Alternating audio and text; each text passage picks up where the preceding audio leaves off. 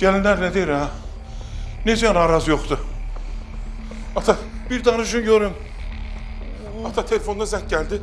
Əsəbləşdi, sporlaşdı, çıxdı getdi, heç bilmirəm hara getdi. Ha, bu nə haqqa çıxardır ha? Yaxşı, sən ata, su gətirim sənə. Ay, heç bilmirəm, bu nə də ha? Gah Arif yoxa çıxır, gah Zəfər, indi də haraz.